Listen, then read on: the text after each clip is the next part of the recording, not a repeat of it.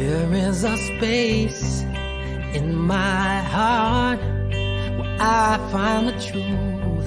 I find me in you, a truth beyond what you may see now. But when we are one, we bring more good about. No matter who or what you call yourself or where you come from, yeah. There is a place in this world with open arms right now. Welcome to love, welcome to peace, welcome to our community. Be who you are, let your light shine. We're so much more when we unite. You are welcome here. You are welcome here. I see with new eyes, allow and unfold, embrace and let go, trust the flow. There's a freedom in love when you follow your heart. Together we are stronger than we could ever be apart. No matter who or what you call yourself or where you come from, yeah. There is a place in this world with open arms right now. Welcome to love, welcome to peace, welcome to our community. Be who you are, let your light shine. We're so much more when we unite. You are welcome here. You are welcome here. Breathe in and out, slowly feel all that's around you, all that you feel, all that you know. Let it go. Welcome to love, welcome to peace, welcome to our community. Be who you are, let your light shine. We're so much more when we unite, yeah, when we unite, oh, we unite, yeah, yeah, when we unite, yeah, yeah. You are welcome here. Love is welcome here. Peace is welcome here. You are welcome here.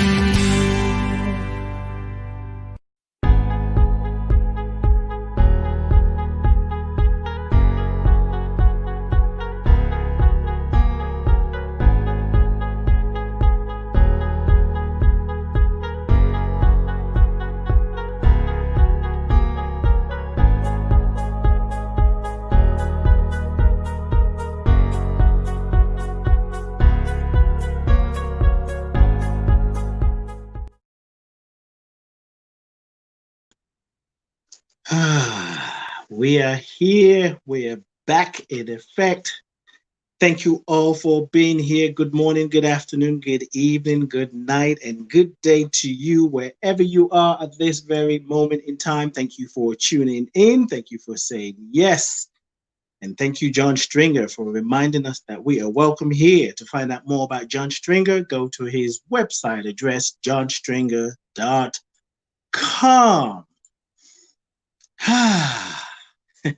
Life is good. It's getting better. Thank you for tuning in. Thank you for saying yes. Thank you for listening and allowing yourself to be transformed. I am Ade, your transformational agent, your beingness artist. Welcome to another episode of Ade Presents Being You, Season 2, Episode 18, where we are supporting you in your journey back to yourself, reminding you to take a look to see how you see yourself, how you see yourself in the world, how you see the world, and how you see the world in you. Thank you for being here. It is RevD's day, and I could just feel something brewing. I got a text from RevD. I was like, "Oh, he's on and popping." So I'm like, "Okay," and I've been ready. I've been feeling the vibe. Boy, I messed around and sent RevD the title for the topic for the thing and for the show. And the last few days, like, oh, wait a minute, can we talk about something else? It is the topic is be transformed. We want you to be transformed to transform. We're talking about transformation. That's the topic today, and yeah. RevD's here. What do I want to tell you? I don't know. I'm feeling so much right now. All I can do is laugh. Because life ain't no joke. So anyway, let me just read a little bit about RevD, and I'm going to bring her on. Lord help me. Okay, RevD, Reverend Deborah L. Johnson, is a lifelong social justice activist with a passion for healing social, political, and cultural divides. Thank God for her. Founder of Inner Light Ministries, a board member of the Pachimama Alliance, and founding member with Michael Bernard Beckwith of Agape International Spiritual Center in Los Angeles. She's the author of The Sacred Yes and Your Deepest Intent. Her website address is DeborahLJohnson.org. That's Deborah with an H, DeborahLJohnson.org. And you can find her on social media at Reverend Deborah Johnson on Facebook and Twitter and Instagram. So I'm going to go ahead and bring RevD on. Hey, RevD. Hey there. How you doing, my brother? Yeah. Oh, I'm good. Woo-wee. Life is in session. Life is in session and on steroids. Yeah. You know, a few years ago it was just in session. Now it's like, can I have some steroids, please? Because they're not listening. And I tell you, in your book, The Deepest Intent, listeners, as I said earlier, RevD is the author of The Sacred Yes, Letters from the Letters from the Infinite series. This is the first one, volume 1, The Sacred Yes, and then Your Deepest Intent. And then inside Deepest Intent is a chapter on transformation. Like I said, I told you the topic, the title before I went in the book. I've read it before, but I read it again. I'm like, I don't know if I want to be transformed. I don't know if I want to do this. I don't even want to talk about it. No, can we? What do you mean I'm going to see more of what's happening? I can't bear it.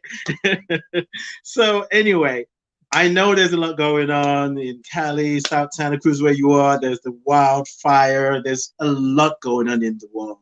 How are you doing? You know what? I personally am actually fine. I feel like for the first time in my life, I'm actually like feeling the divine and my connection to the divine, and just a real sense of groundedness and purpose. and for such a time as this. I Mm. mean, it just kind of like we were just joking about. It's almost like everything up until now has been a dress rehearsal. Mhm. Yes, indeed. It's been in preparation, Mhm. and now it's the finals. Yes. You know, when you're, if this were a sports thing, it's like only the best teams make it to the finals. The ones Mhm. that have the greatest, you know, endurance, and strength, and strategies, and all the rest of that. And then Yes. no matter how good they were, when you get to the playoffs, your games got to go up quite a few notches. Yes. And I Yeah. feel like for those of us who are on the spiritual journey, for those of us who are social activists, and particularly for those of us that have been putting forth nonviolent social change, that it's put up or shut up right now. That we either are going to have to really step into this or go home. You know, it's we're in Mhm. we're in a place where the stakes are so high as to whether we be it or not. And, Yeah. and stakes being high, not just for us, but we're at a trim tab moment. Buckminster Fuller used to talk about the trim tab. It's this little, kind of like a little rudder thing, or a little tab that's is at the rudder at the bottom of the boat. It's Mhm. not that big, but what it does is it blocks and it shifts the water so that it lets the boat move in a slightly different direction. Mhm. And 1 degree, 2 degrees in that moment may not seem like a lot, Mhm. but the difference between that 1 or 2 degrees on a trajectory will actually change your destination. And that's where we are now. We're at this trim tab moment where the way that we show up right now is going to impact the trajectory, literally, of civilization as we know it Mhm. for some Mhm. time to come. Yes. I'm not the doomsday in saying that everything's going to be, you know, ruined and we'll never recover. No, because God's always in control. It's just that some routes are a little bit more scenic than others. Um, you know, like there's somebody that I know now who's wound up in jail on a cross-country trip. Yesterday would tell the tale on whether he was getting out or not. But this is somebody who's been in and out of jail and supposedly, not supposedly, I know was on a really good path and coming into ministry. Mhm. And I just thought, well, they either be a minister inside or outside. I have a little thing to say about that. Exactly. Yes. But that's not Yeah. going to change the trajectory. It's just Mm. going to be a little different scenery. Yes, indeed. Yes, indeed. And Yes, you know, indeed. it's not Mm. for me. That's not my decision to make. But we're in this moment now. So, and I understand. Well, actually, there's so many. Of course, there are many things that come up for me. Uh-huh. So let's go with one of the first things you said. It's like you're really feeling your alignment with the divine. Uh-huh. And I can hear somebody saying, "What? She's a minister. She's a reverend. What should she just really start to feel it?" Can you say more about that? Yeah. Because I think it'd be taken out of context. Yeah. What I mean is that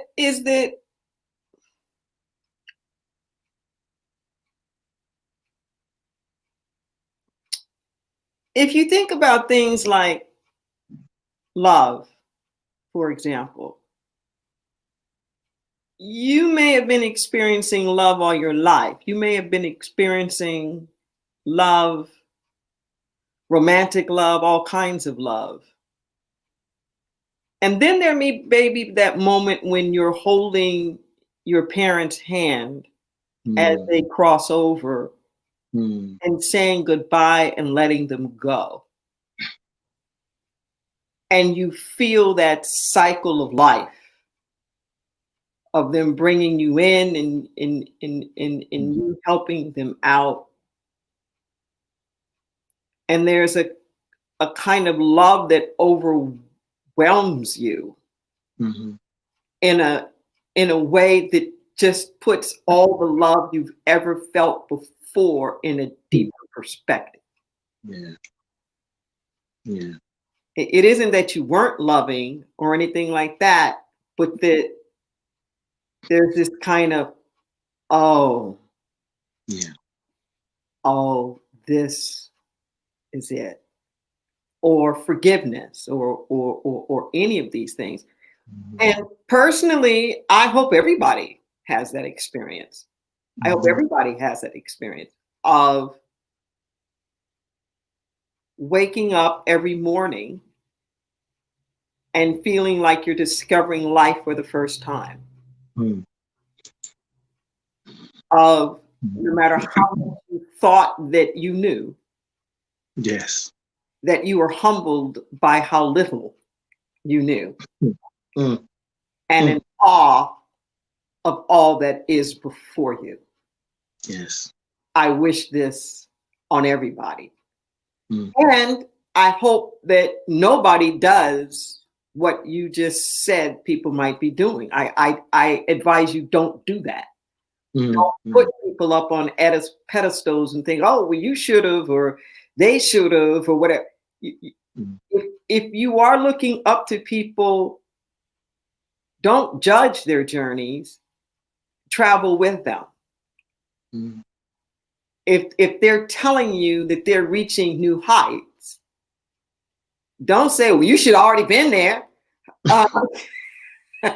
What you talking about? You got to a new height. I'm following you. I thought you were up there. What you talking about? You ain't up there. Well, what am I following you for? If you weren't already there.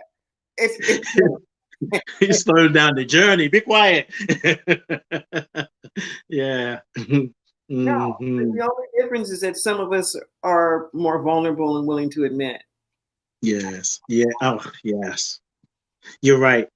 And you know, that's something that I feel you do so, I don't want to say so well, but you know what I'm so naturally, that has literally set me free. There's something, you know, I'm thinking of Marianne Williamson's quote, "Our deepest fear," and at the end where she says, "As we are liberated from our own fears, our presence automatically liberates others." And I remember when I had my dying experience, actually before, you were saying everything that you kind of holding back, hiding, you got to let it all show up, let it all come out, let it burn. And every day, more and more, I really get to understand that. And so, yeah. So the other thing I wanted to ask you to speak a little bit on is, it seems to me what I've been noticing, I think part of this process of change, evolution, revolution, transformation, I sometimes experience myself, the world, others, that we try to avoid what will be called the doom and gloom, the negative, the heavy emotions of grieving, of feeling sad.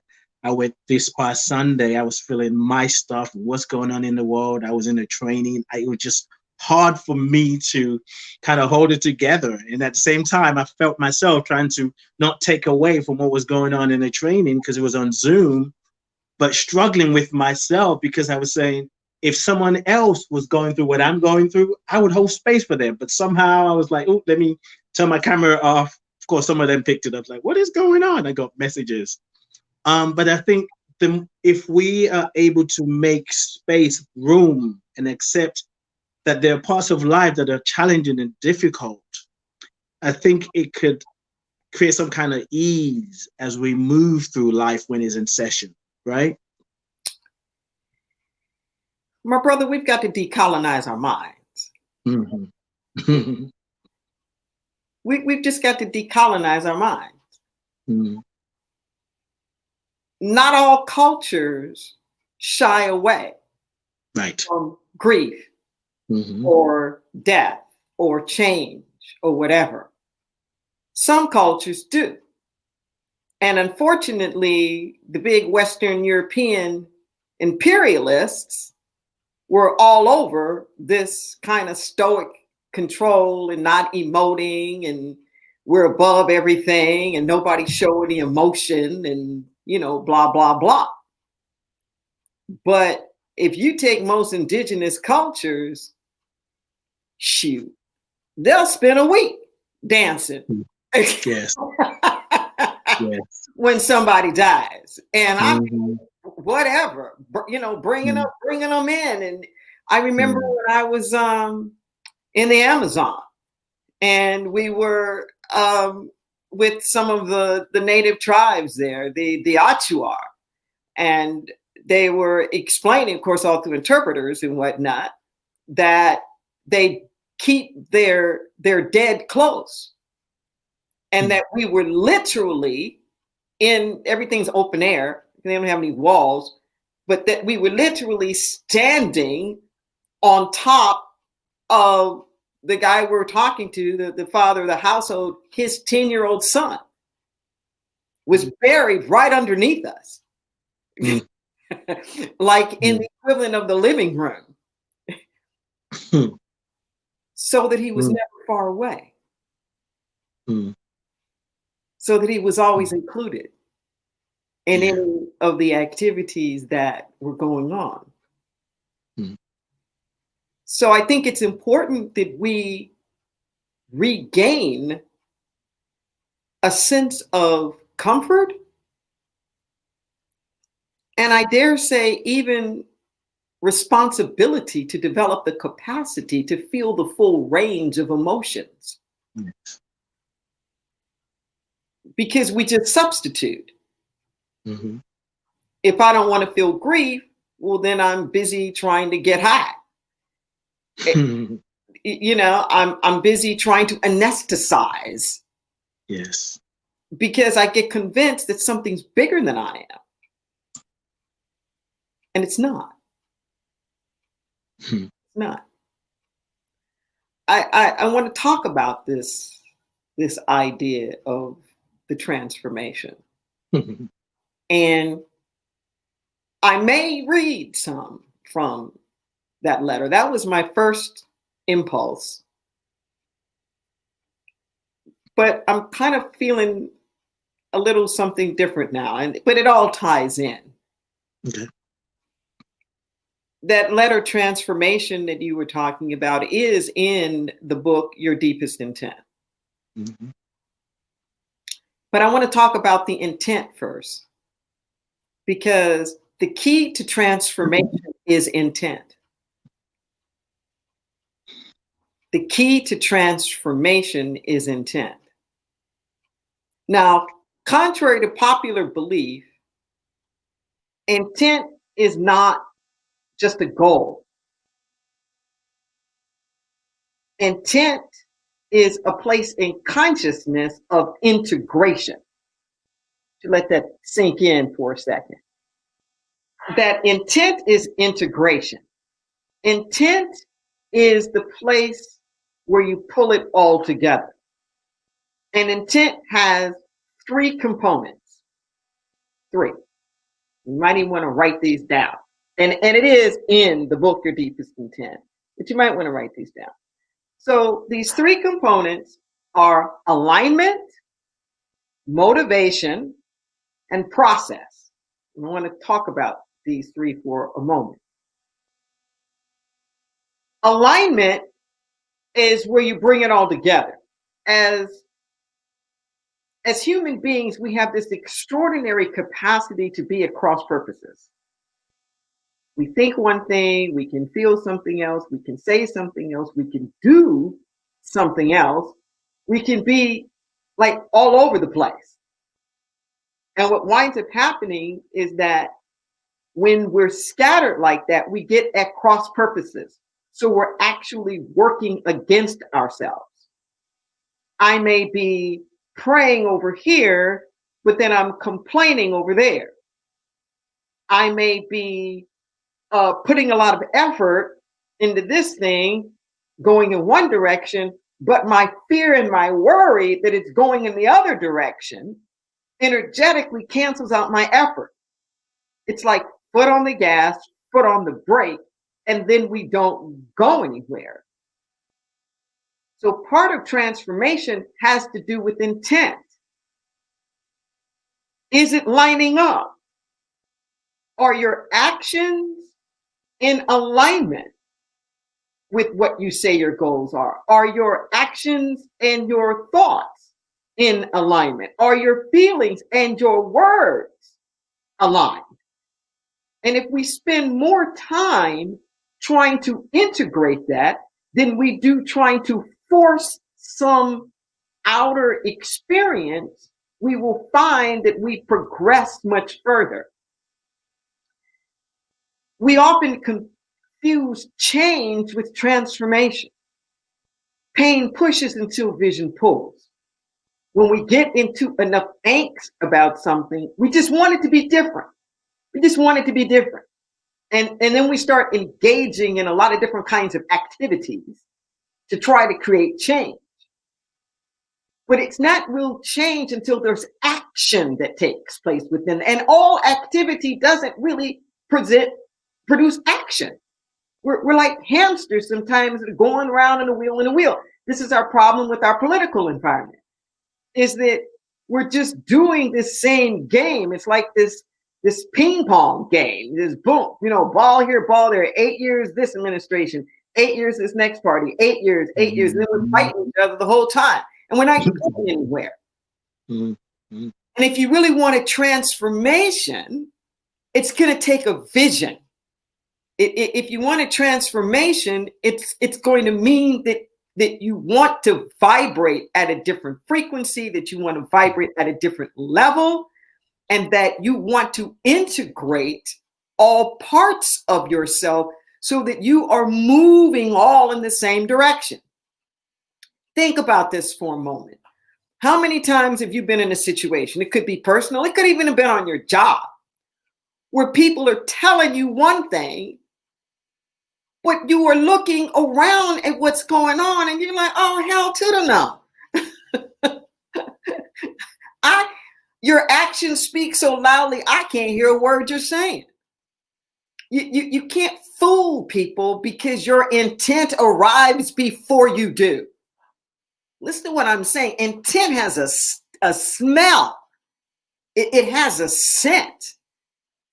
This is why I tell people, like in my diversity trainings and whatnot, don't be so worried about, offending people and are you going to make a mistake and all that. Because if your heart is right and the intent is good, people are going to cut you some slack.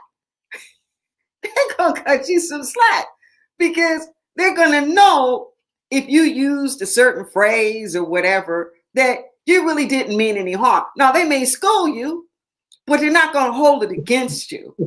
Because they know yes, that you're coming from a good place. And I love the way it says in the letter Transformation that it is more important that your intent be pure than your goals manifested. Because if your intent is pure, it's going to work out. Yes. So that alignment is the first piece of this. The second piece is motivation. Why are you doing what you're doing? Because if your motivation isn't pure, it's not going to be transformation. This is the problem we are with this political scene right now. What is your motivation? Is your motivation you just want to win? You just want to win the election. You just want to take over the Senate. Listen to your language. The moment that you start using language like always to win, guess what? In order to win, somebody got to lose. And if you are just in this zero-sum win-lose kind of mentality, there's no transformation. You can create some change, but it won't be transformation because you're going to find yourself doing the same thing over and over and over again. What's your motivation? RevD, can you repeat that? In order to win, someone has to lose, because something happened to the sound. I'm not sure if it was on my end. Yes, that you have to pay attention to your motivation. Okay. If you are othering in your motivation, there's not going to be a wholeness. If the motivation for you to do whatever it is that you're doing, if your intent is just around winning, you're going to have a problem. Because in order for you to win, somebody's got to lose. For you to win, somebody's got to lose. And let me tell you something. People don't like losing. So when you put other people in a position where it's nothing but a loss for them.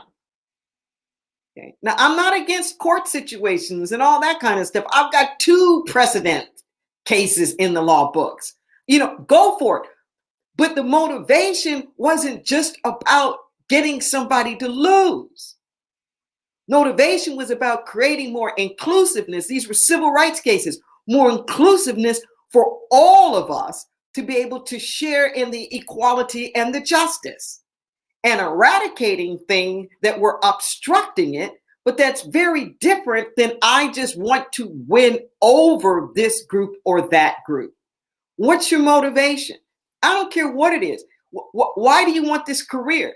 If it's just to prove that you're not a loser, if it's just to prove that your brother's not better than you are, if it's like any of this kind of competitive energy or contrast, comparison, one over, one up, one down, any kind of othering, you're not going to get real transformation.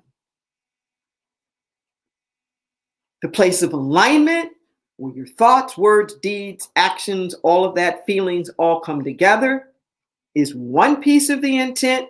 Your motivation is the other piece of the intent. Clear up your motivation.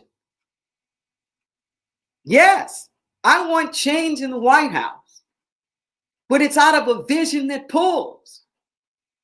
It's out of a vision of the enormous capacity that we have to live in peace, to live in harmony, to use all of this wealth and know-how and ingenuity that we have to make the world a safer place, a healthier place, a more inclusive place.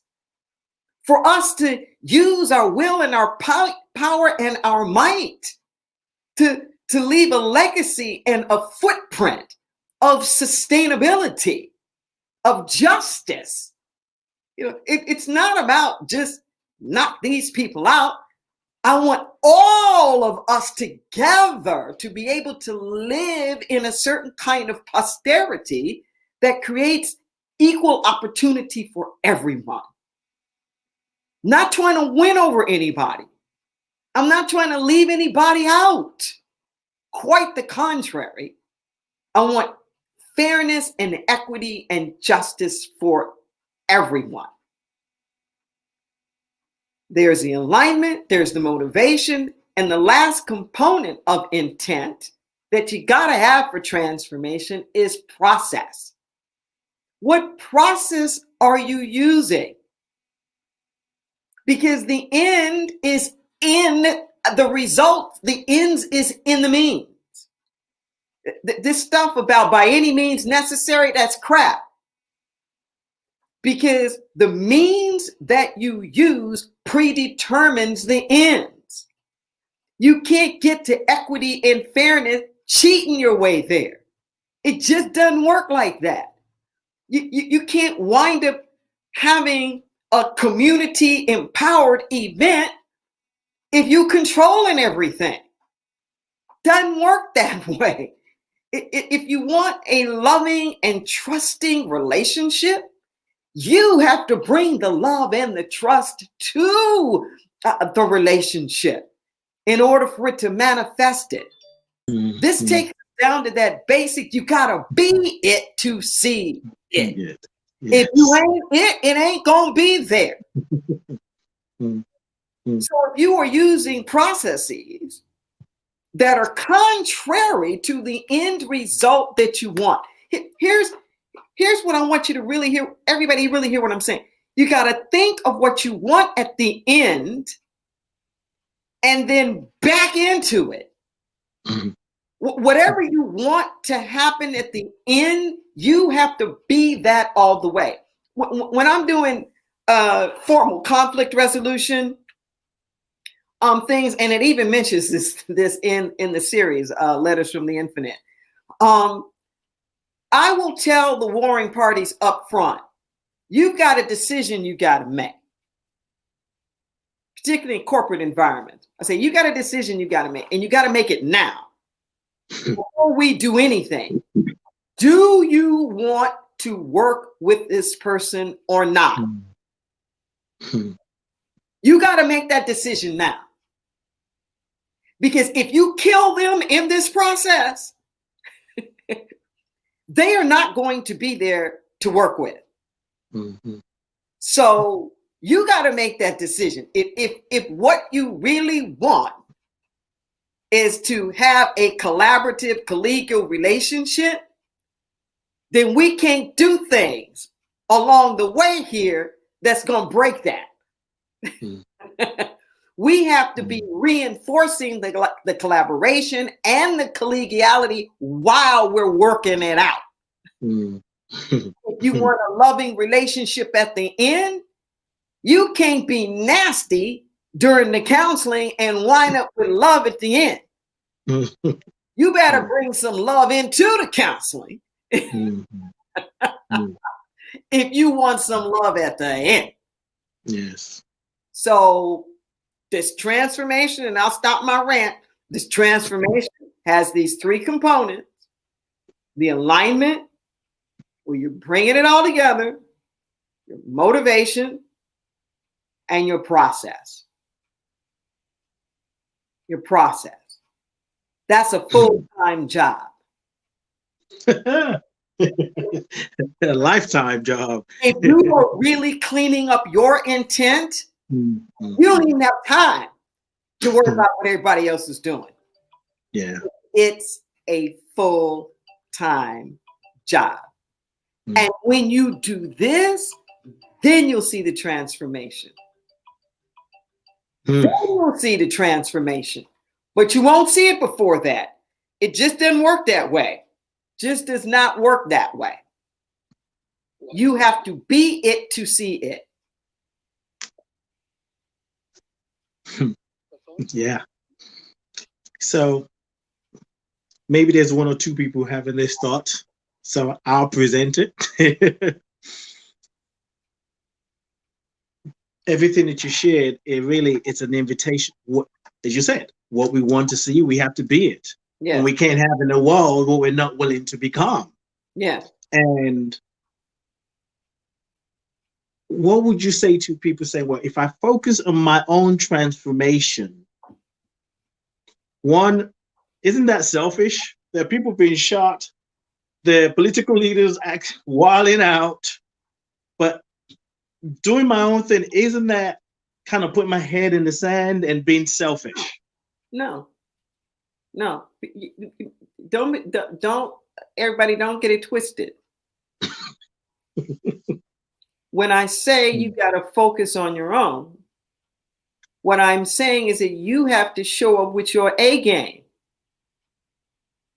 If I take it back to the finals kind of thing, in order for me to be the best team player that I can be, I got to be on my game. I can't be sloppy. I can't be off focus. I can't be distracted. I can't be messy. I can't be out drinking all night or eating junk food or whatever. In order to be a good player on the team, I have to show up my best. Otherwise, you showing up, messing up, and blaming everybody else. Why aren't you stronger? Why aren't you doing this? Why aren't you? And that's what happens. That we do this thing called projection, where we can see the fault in everybody else, but we can't see it in ourselves. Right. And if you really want this transformation and you're not doing it, you don't have the right to ask other people to do it. You lack the moral authority to bring about the transformation. If you yourself can't do it.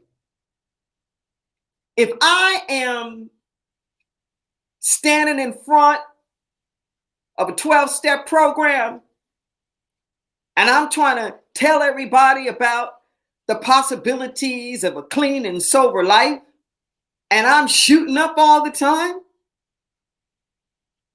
I can't transform anybody. I can't transform anything. Well, what about all those people who use it? Well, what about all those people? What about them? What about all the people in the White House? And what about all that divisive? What about it if you're doing it too? What about it if you're being as nasty as they are? If you're being as divisive as they are, if you're being as dismissive as they are, if you're being, how can you demand the change? You got to do something else. Yes.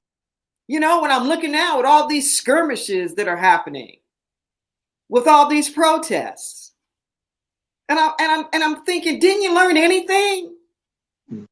We just celebrated John Lewis. Man ain't cold in his grave yet. And how many images did we see of the strength of character of those freedom fighters to sit at the lunch counters and be spit on? Had people pouring ketchup on them and knocking them upside the head with billy clubs and whatnot. And they sat there with dignity. Said, I ain't about all of that. I'm just here to eat some lunch. And that's what I'm about. I'm going to eat some lunch. It takes that kind of fortitude where you keep your eye on the prize. Your eye on the prize. And yeah, everybody else may be doing all kinds of things. But I'm telling you now, if those freedom fighters had started duking it out with all those people in the restaurants, we'd have never gotten those civil rights bills passed. Ever. Is there a price to pay sometimes? Yes. But that's the kind of moral authority where you are it. You are the non-violence that you say that you want to be, unwavering, where you will not allow somebody else's violence to make you violent.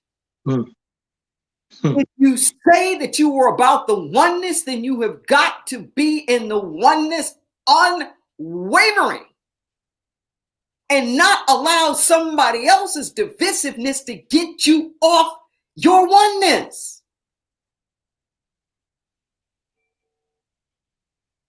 Can't do it.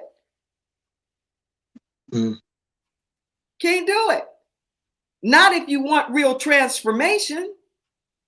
Right. That's how transformation happens. You energetically model it. You model it. You can't get off, and that's how you lose. It's like a spiritual aikido. You don't win by force. You take the force that's coming at you and you disarm it. You disarm it by literally leaning into, rolling with the punch. Instead of standing abrasive against it, it's like you yield into it and it doesn't bowl you over, and you've got the fortitude to sway back into it.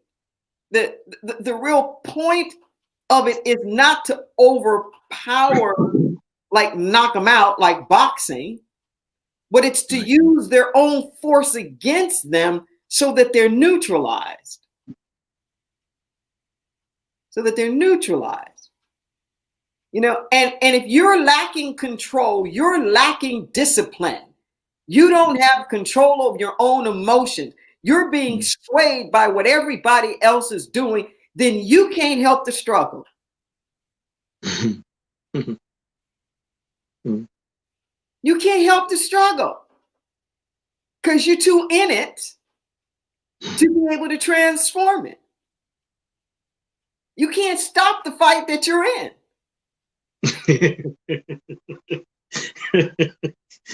I'm trying to stop. You think I'll stop or you're not? Yeah. You can't stop the fight you're in.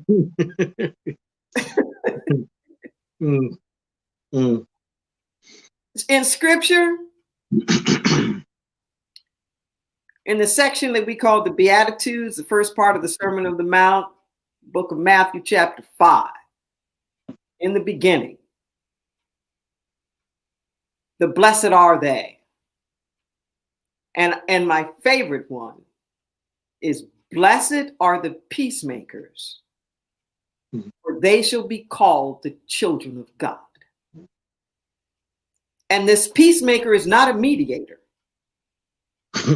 Peacemaker is the one who has so found the peace of God in their heart that by their very presence, they shift the people around them. Yes. They will be called the children of God. And this word that's being used for children is huios. The Greek word huios, which is the same word that's used for Jesus as the Son of God. It means the likeness and the character. Blessed are the peacemakers, for they shall be called the children of God, the offspring, because they have found something in their heart that is so complete and whole that it heals and it shifts everything around them. And that's what we need now. We need the peacemakers. This isn't like, well, why are you just worried about your own self being a peacemaker? You just, no, you're doing it so that you can put your own mask on first. Yeah. Yes. That's not being selfish. You can't help anybody if you can't breathe.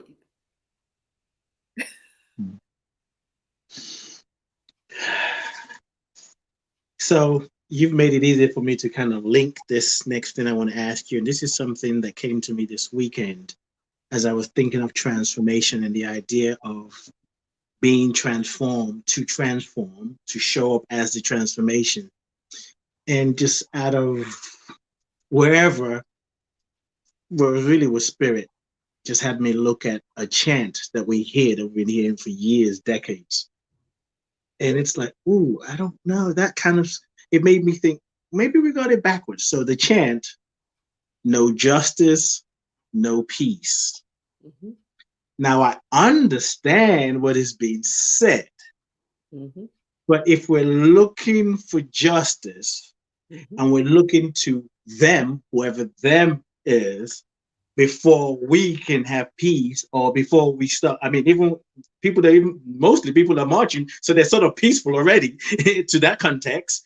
But the idea of no justice, no peace, I think we need to drop that down a little bit more, that we bring the peace so that we can experience the justice, to see the justice. In fact, we're bringing the justice in that state of peacefulness. What are your thoughts about that? No justice, no peace. Well, I agree with that wholeheartedly. The problem is that peace is not just the absence of violence. Mm-hmm. We need more words in our English language to be able to describe this. Yes. What they're really saying is that until there's justice, I'm going to keep acting out. I'm going to keep acting up. I'm going to continue in my civil disobedience. I'm going to keep the heat on until there's some accountability here. There's nothing wrong with that. I'm not saying that that's a bad strategy or anything else. We tend to be complacent sometimes and go to sleep and don't do the follow-up and don't finish the work. So no justice, no peace is a threat. No justice, no peace in this chant is an ultimatum. Okay. And I love what was put here is the difference between no, N-O, and no, K-N-O-W. Yes. That's a great way to put it, because that's where I was going. That you have to develop a relationship with it. That the peace is something that you have to bring with you. And justice means justice for all parties. Justice isn't justice for just one party or one side. When there's real justice, it's redemptive.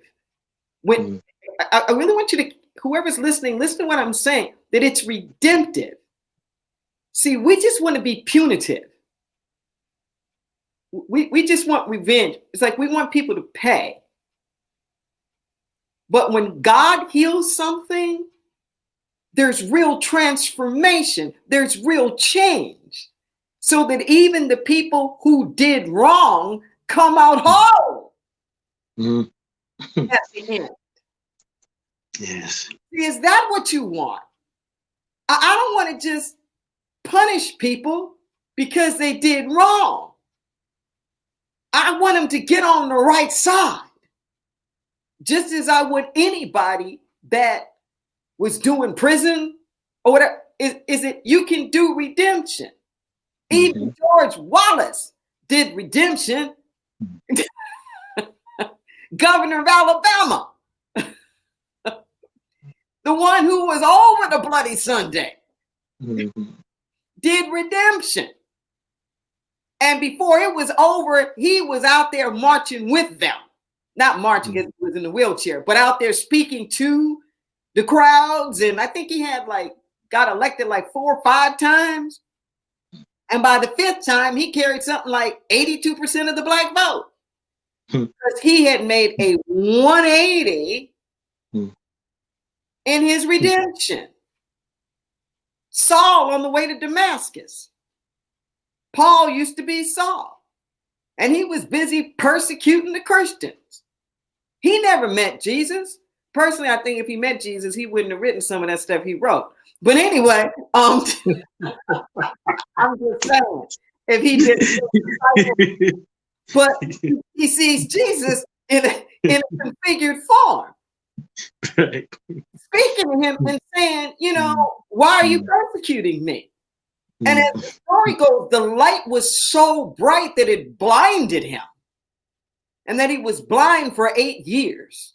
And when he came out, he was on the other side in a convert. And this is the story that's behind the lyrics in Amazing Grace. the author of Amazing Grace was a slave trader. A slave trader. And that tune that's Amazing Grace, if you look it up, they say they don't know who did that. It's an old African mourning song. It's on the black keys, the pentatonic scale that most spirituals are on. And he put those words to that moaning sound that he heard on the ships.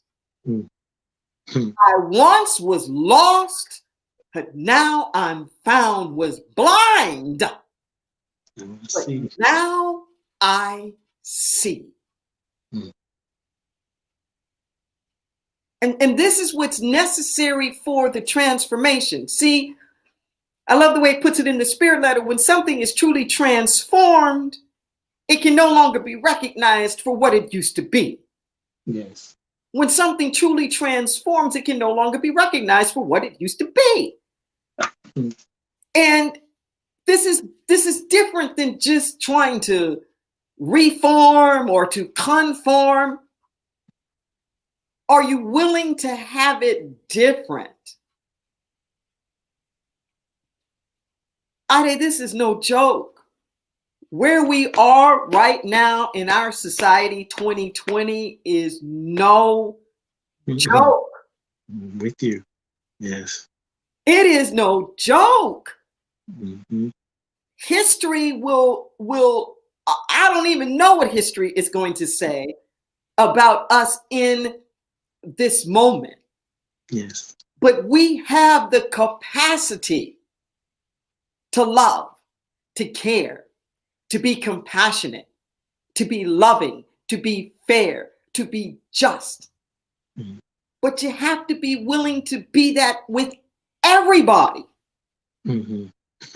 Everybody. Everybody.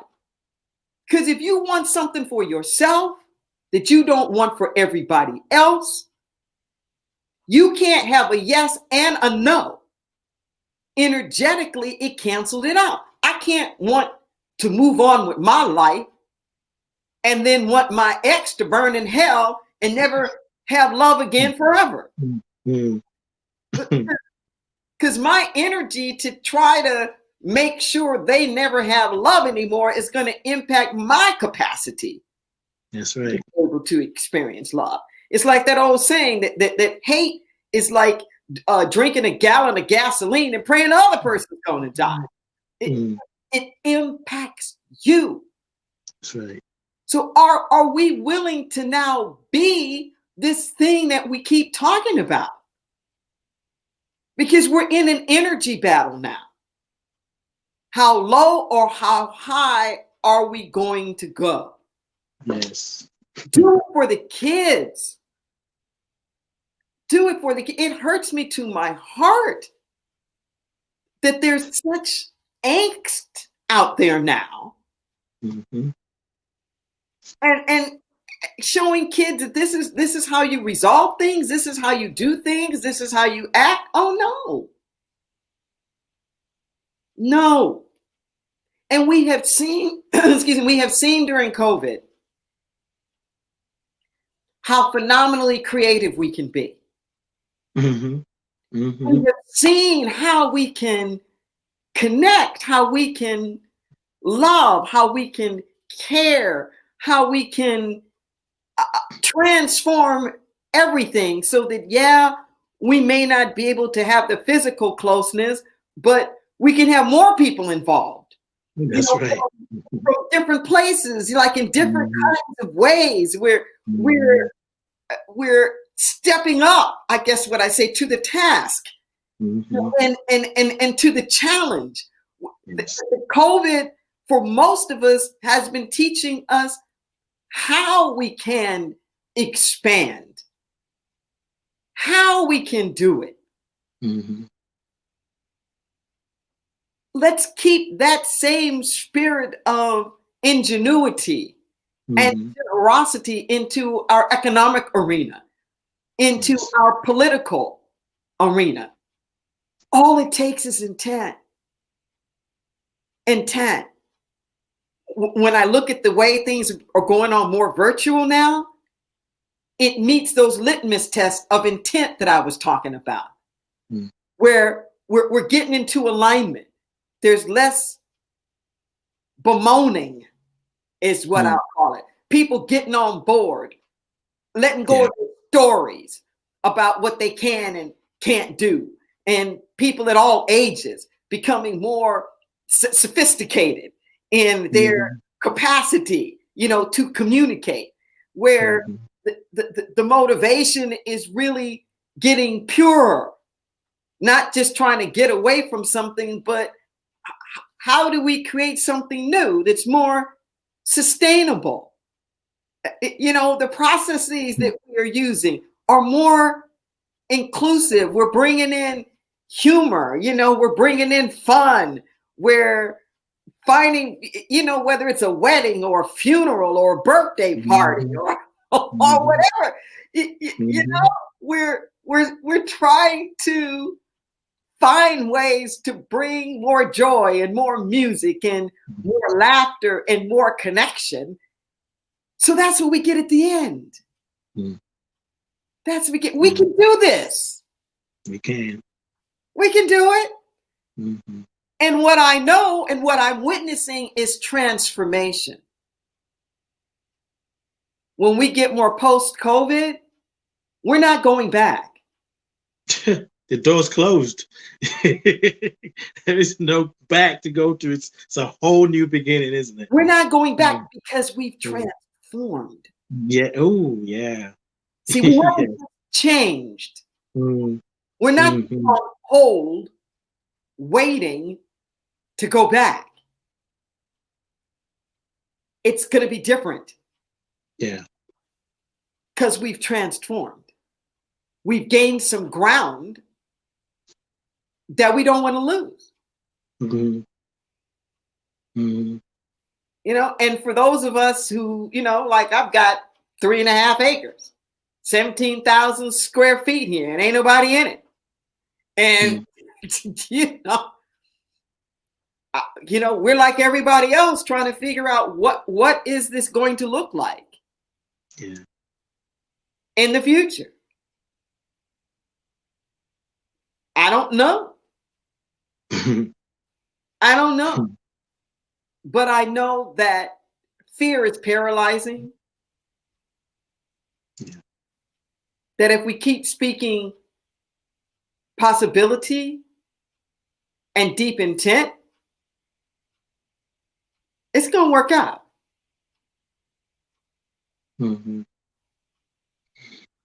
Yeah. And even because we're so in it, we're at the center of it. I think we don't always have that privilege to see that is actually working out. When I was reading the chapter in your deepest intent on transformation, I don't know if you're going to read something from this. I don't know if I'm jumping ahead, but this is coming up for me to share. And I was reading it, and I got to the section where it said, transformation doesn't blind you. It makes you more aware. And I started reading, I was like, oh, I don't want to see. I don't want to see. I can't take too much. But it occurred to me that what I already see and what I feel was like, you are in the process of transformation. Because when I got there, I felt the idea of seeing more was going, you're becoming more aware. Was just at that moment of reading it was like scary. It's like, I can't take it. But as I sat with it, I was able to see that it's already happening. Yes. Go ahead. I feel you bubbling. No, but you're right. It's what you get from the transformation is a more transcendent view. That's more that you see. You don't just see more of the crap that's been staring you in the face. You see the good that you've allowed the crap to eclipse. That's part of the more that you see. Yeah. And vice versa. that your compassion goes up. You start to see the hunger you couldn't see before. Mm. You start to see the needs in a way that you couldn't see before. It's, you know, we get fixated. It's like, we're looking at this tree. You know, what is this tree doing here? How did it get here? When did it get here? Who's going to mow it down? What's around the tree? I can't see beyond the tree. Then this tree. Oh, this tree. God, show me this tree. Move this tree. What am I going to do with this tree? And God just like takes you up higher and higher and higher and higher till suddenly the tree has context, because you can see the tree within the forest, but you literally cannot see the forest for the tree that's up in your face. So the you will see more. Yes. This is what I find with aging. Now, I don't know if it's wisdom like or not. But I see more. I see the so-called good and the so-called bad. You know, I see it's what I call like the grandmotherly love. Where, you know, when everybody's fighting over stuff or whatnot, I can look at it and think to myself, you know what, y'all wrong. You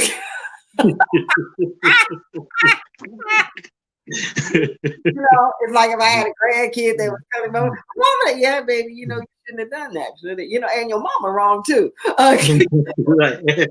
Huh? She shouldn't come at you like that. But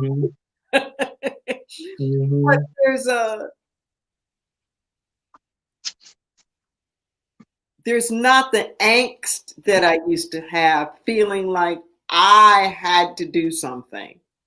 Like I personally had to fix it, or I personally had to be the one to shine the light or whatever. It's that no, God will handle it in God's time. That when it's time for somebody to know something about themselves, they'll figure it out. I don't have to be the one to tell them.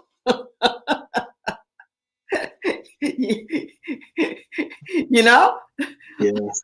No, really. There's this now that I understand transformation, now that I understand a little bit about how life works, that no one gets away with anything, that there is this thing called karma, that there is perfect law, perfect cause and effect. Not that I'm mean or whatnot, but I just know, okay, they're going to get theirs. Yeah. They're going to get there. And sometimes if it's too egregious, I even pray for God to have mercy on them. Because I know when it comes back. Do you know the day of 9/11? I remember distinctly when I was looking at the television and I was watching those towers fall. I was alone in my room. And I went to a place I've never gone to before or since. Girl, honey, girl, child, everybody. The little Pentecostal girl came out. Wasn't no new thought, nothing up in there. I was begging. I was pleading. When I saw the boom of the towers, in my mind, I saw the atomic bomb that we dropped twice, not once, but twice, 2 days apart. We knew what we were doing on a whole city. That's the most barbaric thing I can think of in human history. We did it. And not that long ago. Just barbaric. And I looked at that, and baby, all I saw was payback. All I saw was payback. And I was in tears, and I was just crying. Oh God, have mercy on our souls. Have mercy on our souls. Have mercy on our souls. Because it just felt like that, like, oh, snap, we deserve this. Oh, snap, the chickens are coming home to roost. But if you have any mercy whatsoever, can you forgive us, for we know not what we do or what we did. Right. Really. And even in 9/11, it's like, as awful as that was, we haven't learned. Right. Right. No justice, no peace. We haven't learned. What would make people so mad? They didn't pick the United States out of the yellow pages. 3 targets: the Pentagon, the White House, and the World Trade Center. Commerce, our military, and our executive branch. You know, anytime there's a crime, there's a motive, and you always try to figure out what's the connect. 3 targets: United Airlines, American Airlines, on our emergency number 911. Somebody went through a whole lot of effort to ring an alarm bell. Yes. And we still have not bothered to ask the question. Yeah. What were they trying to say? We're just the victims. We're just the victims. So there's no transformation taking place. Right. There's no healing. There's no change. Because we can't even imagine them seeking justice. Right. Right. Yeah. But if we were really concerned about no justice, no peace, we would be paying attention. What was the justice that they were seeking? And why were they so mad at us? Yes. King did a beautiful job of that in my favorite speech of his, Beyond Vietnam. I think that's the speech of all times, honestly, and it's just as relevant today. And he says, he was saying how strange we must have looked to the Vietnamese. What strange liberators were burning their fields and all of the rest of that. And that you learn a lot about yourself by looking. You learn a lot about yourself by seeing yourself through the eyes of your enemies. And that's what's happening now, even in our political arena. Are the so-called progressives willing to see how they look through the eyes of the ones on the other side? Yeah. We did a beautiful exercise on that. For about 18 months or so, right before the last election and on into 2016, 2017. And a lot of this is on YouTube. Did a series called For Such a Time as This. You know, every week it went deep.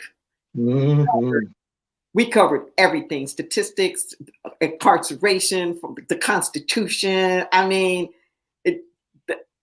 wow. We covered that's a PhD course. It changed my life. I did an interview a few days ago, and the things that I heard myself say, I could definitely credit that to you and the teachings, because I was going places that I wasn't planning to go, and it was about race relations. So yes, it's on YouTube. It's like, yeah. It's deep. That's the way. Yeah. It's deep. And there was an exercise that we did in there where I had people divide up between those that were raised in the South and the Midwest and those that were raised on the coasts, the North and the East and the West Coast. And to talk about what were those values that we were raised with and the things that were important. And it was such a loving time together, especially when we started talking about and being honest about what are the ways in which each of those groups has characterized the other.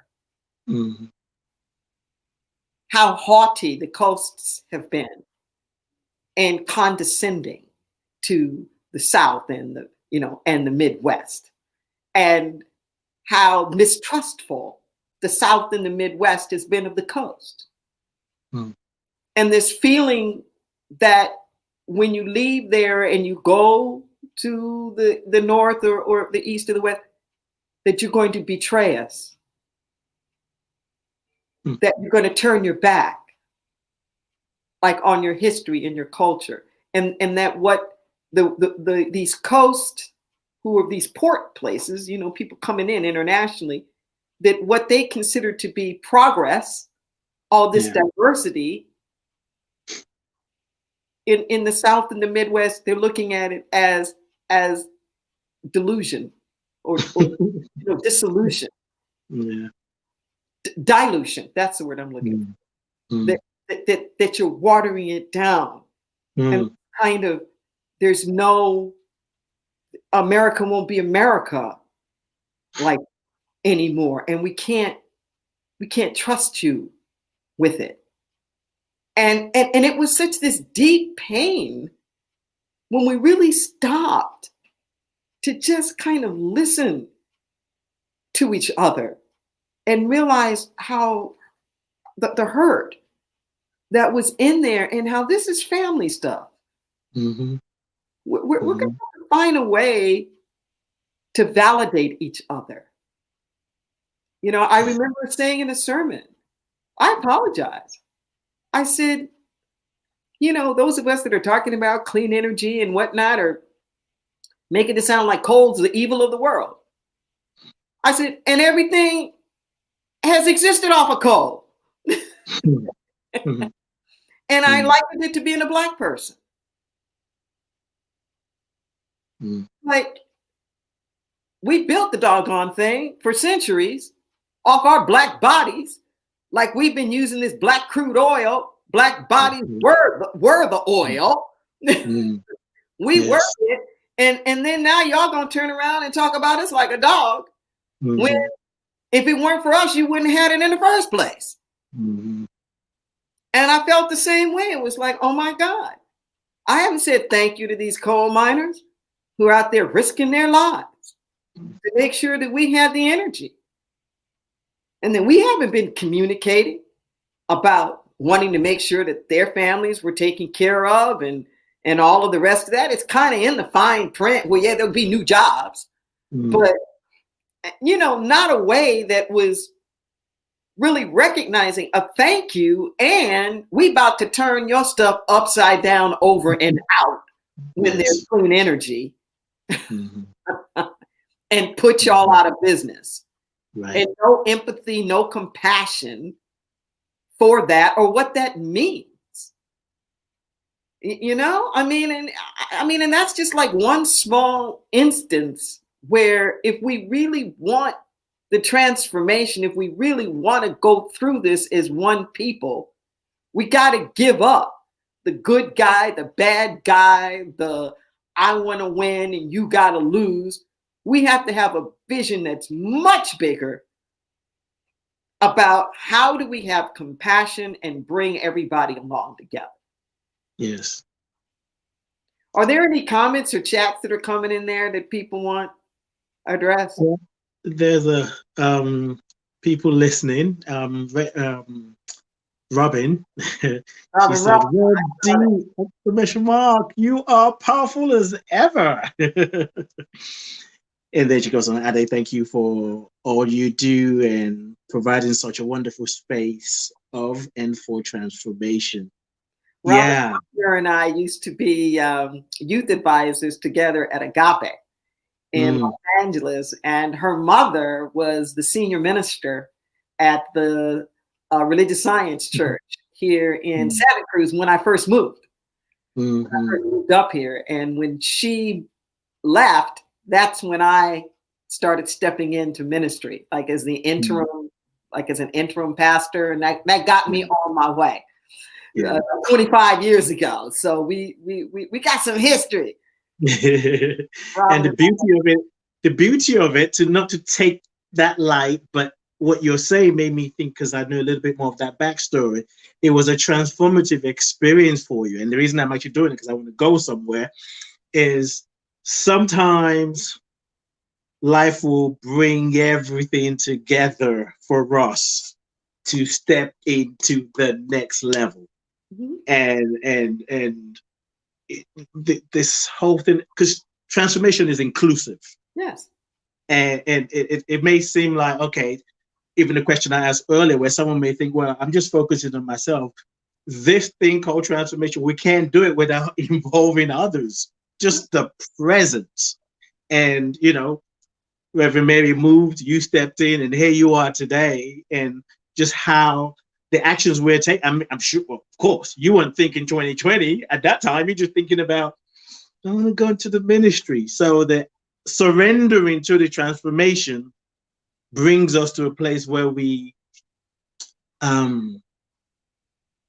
allow other people to have a bigger vision for themselves. Yes, it all comes together. You know, I remember so incredibly distinctly. I had given a sermon of a lifetime, literally, on Martin Luther King's birthday. Literally, his birthday. It was January 15th. Back in 95 at Agape.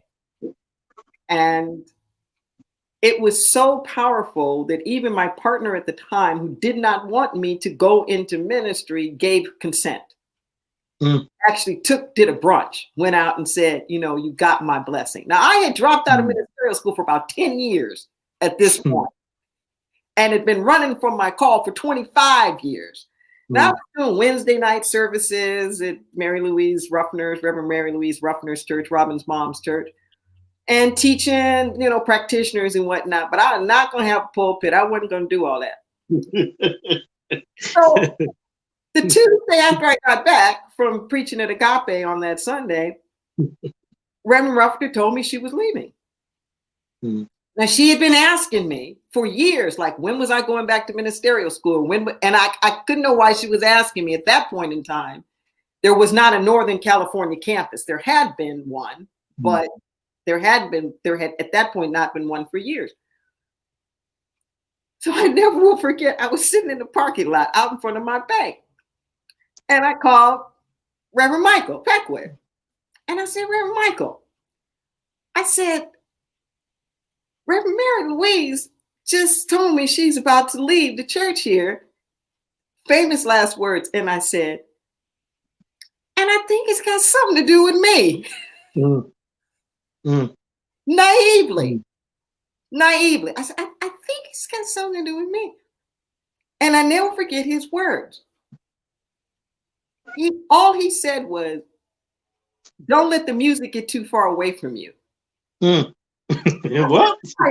What music? What are you talking about? Like, and he, you know, he already moved on. Like, he'd already seen the vision, whatever. And sure enough, that's what happened. And for a year, I wound up being essentially like the interim minister there, and did the same thing the next year at the Unity Church. And exactly 2 years later, I started at Interlight, or at least Interlight opened in January around then of 97. But it took that transformation. But part of the reason why that transformation happened, though, Ade, is because the deep intent was so there. Yes. Yes. I was running away from a particular form. But when you look at my life, I've always done ministry. Even when I had this social club thing that was my business for Black lesbians back in the mid-70s in Los Angeles. Mm. When you look at how I did what we did and what we did, it was church. It was building community. It was building safe space and dignity. And the irony is that when Agape did started having Sunday services, they had it in the ballroom that I used to hold my New Year's Eve Black lesbian in at the Sheraton in Santa Monica, the exact room. So when you talk about things coming back around, yes. When I first set foot into this church, I'm in the top of my the sanctuary, now in the prayer center. This is an Assemblies of God church. This is as close as you can get to the Church of God in Christ. It just is the white version and the black version. They split up around 1918 or something like that. The Pentecostal movement used to be one. And clearly this was the place that God had shown us. We drew this place envisioning I don't know how many times. And when I stood on this pulpit and it was an Assemblies of God church, I just fell on my knees and cried. It was like all the way around the mulberry bush. I gone from Pentecostal to all this other stuff and new thought to wind up buying a Pentecostal church, and the whole Exodus International, the whole movement about pray the gay away, got started on my pulpit right below me. Now you tell me that's not like all the way around. All the way around. And there's redemption because the very person who started that was here at this church, who now has shifted and changed and redeemed. You can't hold anything against anybody because God has a plan for it all. Yes. Yes. Are you willing? Are you willing just to be it? Stop worrying. And when I say stop worrying, I'm not saying don't be an activist, don't do your work. But sometimes, just with our personal lives, we spend more time trying to get other people to clean up their life than we do our own. Yeah. If you're really taking care of your business, you ain't got time to gossip. If you're really growing, you don't have time to be up in everybody else's business. You don't even see it because you're busy doing your own stuff. Yes. Not to make you insulated, right, but to make you more available. There's an invitation that is out for us now in 2020, in this point in time in history, to come up a little higher, to dare to use the wings that we have been given. And I'm stepping it up. These next 2 months, I'm about to pull out the stops and do training and stuff like I have never done before. Try to help people multiply the consciousness. Yes. Trying to help them stay centered, help them stay grounded, help them have the difficult, the hard conversations. I'm working with some colleagues, and amongst that, we're about to do some real macro stuff and have the equivalent of truth and reconciliation kind of sessions around some of this race relations stuff. That's what's helpful. The small conversations, or not the small, but the more intimate. That's it.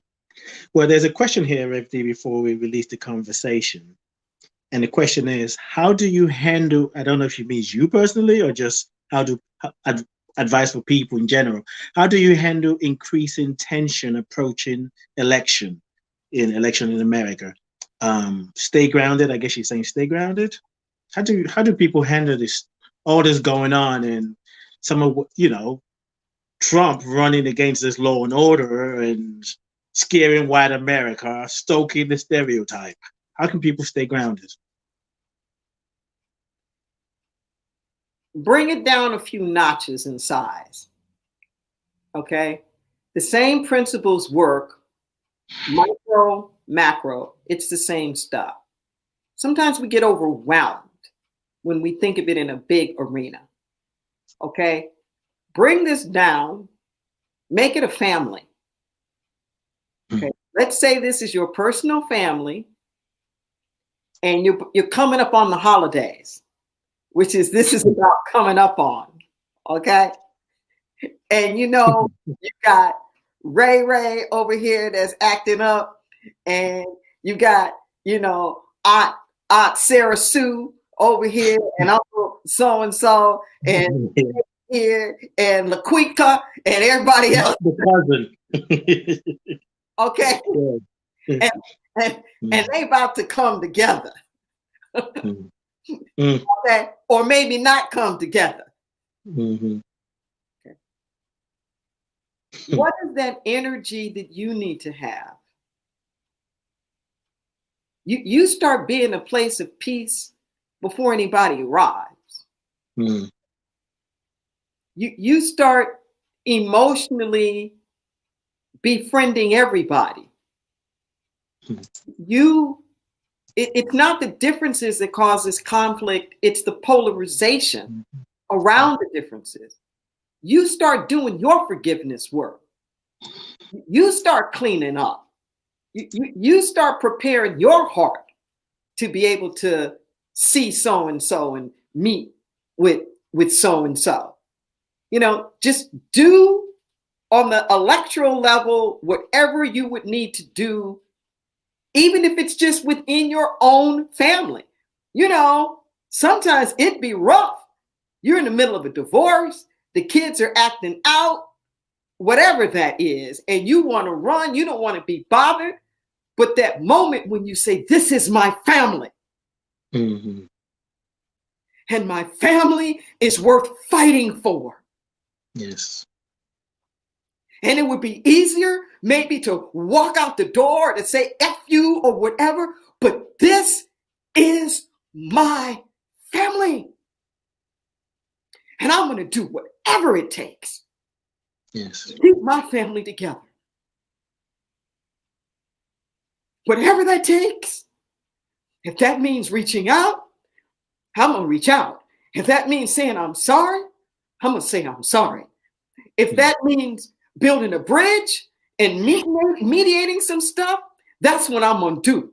If it means taking a time out, I'm going to take a time out. Like whatever it takes. If that means I got to dial it down a few notches so that I'm not bad mouthing and playing into that stuff that's helping pull everybody apart, then I'm going to watch what comes out my mouth. Yes. But this is my family. This is my family. And that's how we have to be with this nation. To say, this is my family. And not on my watch. It ain't going down like that on my watch. And even if you just do it for the children, you may hate your ex. You may not even want to be bothered with your ex again. But you don't badmouth them for the children. And you pull it together for the children so that they won't carry these torches on. Yes. So if you can't find it in your heart to do it for yourself, do it for the children.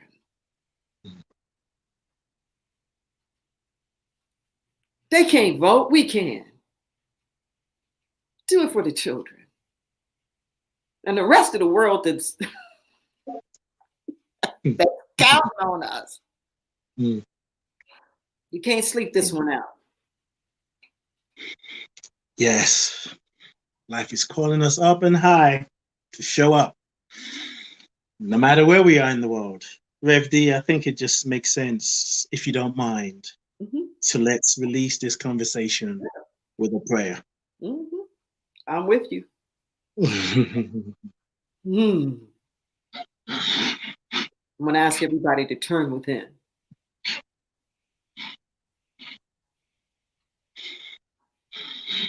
We take a deep breath.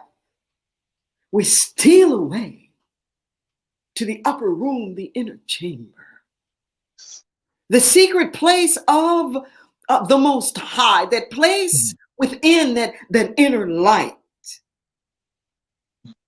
the Greek phos, the light that cannot be kindled by the human hand. Oh, it burns, it burns brightly, it shines brightly. We will not hide it under a bushel so that its rays do not touch certain people, because we are like the sun that causes its rays to shine on the just and the unjust. Create in us a clean heart, O God, and renew a right spirit within us. We surrender all. Yes. We surrender all. We surrender the othering. We surrender the struggle. We surrender the divisiveness. We surrender the strife. We surrender the hopes, the dreams, the desires, the expectations. We surrender the lack, the limitations, the restraints, the constraints. We surrender the guilt, the shame, the if I coulda, woulda, shouldas. The tyranny of our own timetables. We surrender all. And we breathe. Breathe. And we lay our burdens down. And we allow the alchemy of the divine to transform and to transmute it. Yes. Yes. Like the gold. All the gold that ever was is already here.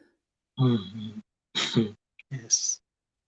It just transforms into something else, from the ring to the watch, to the earring, to the gold buckle, to the coin, to the whatever. And so it is with our lives. We lay it all down.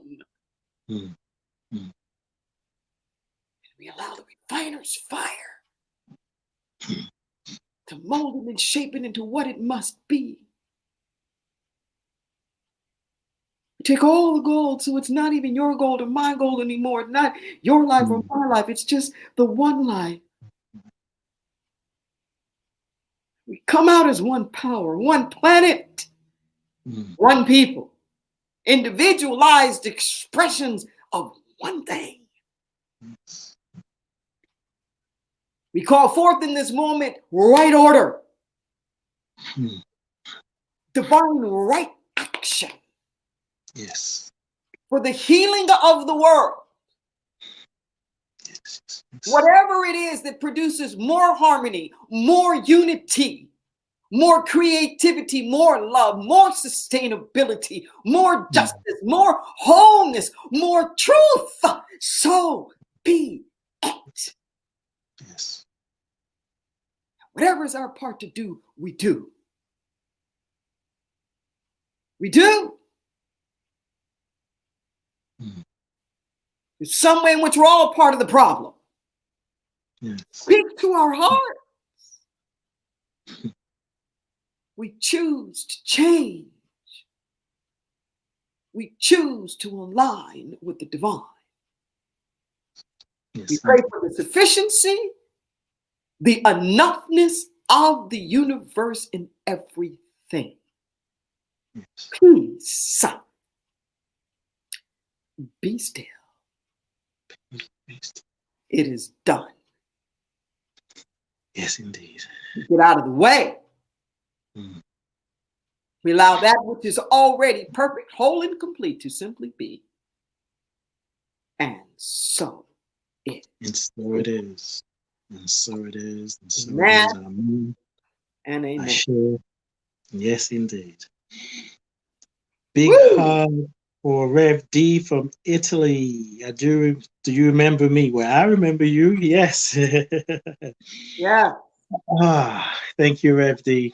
Thank you. Thank you for all you do. Thank you for so many ways I can just being you. You give life through your work, through your words. And you at Inner Light, you always end the sermon with take this consciousness and multiply it. Multiply. And the consciousness is multiplying. Good. I am a witness. Thank you for having the show and for having me, for being such a light yourself. You keep it up, my brother. Thank you. Thank you. Thank you. There's work to be done. Yes, indeed. And I say yes with my deepest intent. Peace and blessings. Yes, say that again. I said you are yes on legs. That's true. And I get down the road, I'm like, why did I say yes again? I don't know. Just keep running.